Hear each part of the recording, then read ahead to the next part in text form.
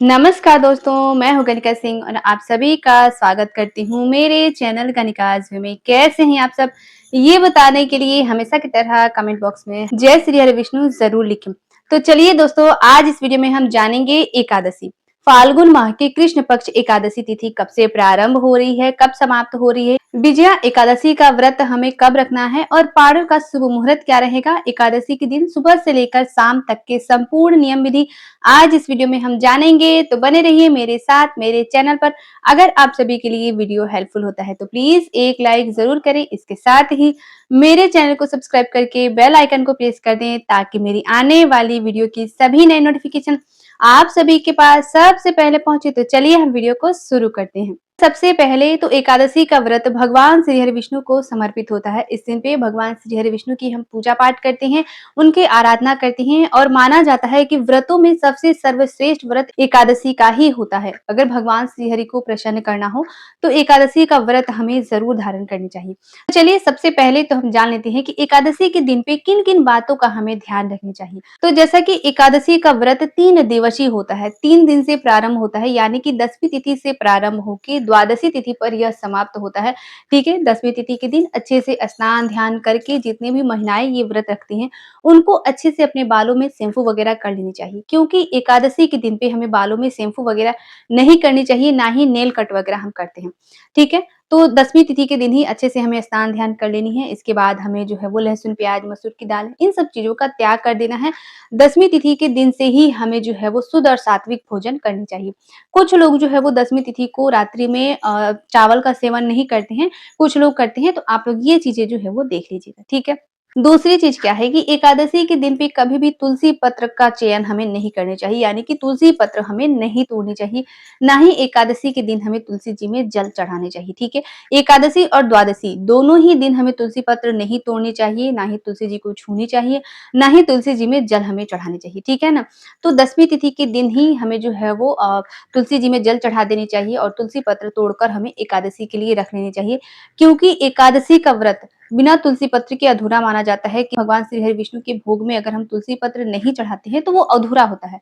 तो इसीलिए हमें 10वीं तिथि के दिन ही सब कुछ जो ये कार्य जो है वो कर रख लेनी है। ठीक है ना, तो चलिए मैं आपको बता दूं कि तिथि कब से प्रारंभ हो रही है, व्रत हमें कब रखना है। तो देखिए, एकादशी तिथि प्रारंभ हो रही है 12 फरवरी दिन गुरुवार को दोपहर में 12:25 पर और वहीं एकादशी तिथि समाप्त हो रही है 13 फरवरी दिन शुक्रवार को दोपहर में 2:30 तक। ठीक है, तो जब भी 2 दिनों की एकादशी तिथि लगती है तो दूसरे दिन की एकादशी का व्रत हमें करनी चाहिए। ठीक है, तो इसके ठीक है, तो इस बार फाल्गुन मास की कृष्ण पक्ष एकादशी यानी कि विजया एकादशी का व्रत हमें कब रखना है, 13 फरवरी दिन शुक्रवार को। ठीक है, और 12 फरवरी दिन गुरुवार को हम 10वीं तिथि मनाएंगे। तो देखिए, 10वीं तिथि जो कि गुरुवार के दिन है, तो गुरुवार के दिन भी तुलसी पत्र नहीं तोड़नी चाहिए। ठीक है ना ही तुलसी जी में हम जल चढ़ाते हैं। तो बुधवार के दिन ही हमें जो है वो तुलसी पत्र तोड़कर रख लेनी है और बुधवार के दिन ही हमें अपने बालों को अच्छे से धो के जो है वो जितनी भी महिलाएं हैं बालों में शैम्पू वगैरह करके स्नान ध्यान कर लेनी है, क्योंकि गुरुवार के दिन भी बालों में शैम्पू वगैरह नहीं किया जाता। ठीक है, आई बात समझ में। एकादशी के दिन सुबह सवेरे जल्दी उठकर स्नान ध्यान करके हमें सबसे पहले तो भगवान सूर्य देव को 1 लोटा जल चढ़ाने चाहिए। इसके बाद हो सके तो इस दिन पे हमें पीले रंग का वस्त्र धारण करना है।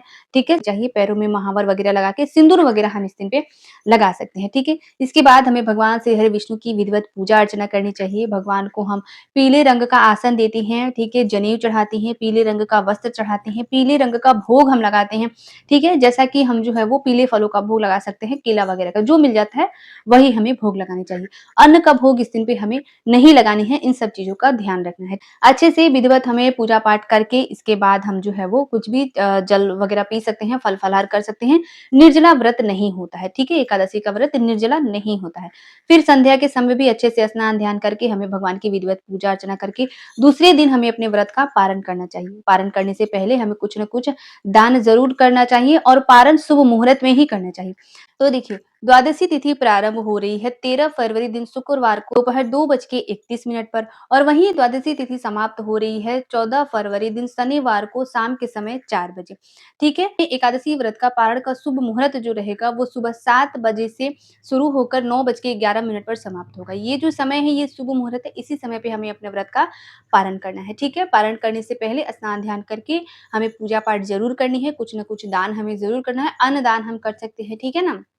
इसके बाद हमें व्रत का पारण करना है। भोजन इत्यादि ना बना हो तो तुलसी पत्र और गंगा जल से भी हम व्रत का पारण कर सकते हैं, ठीक है?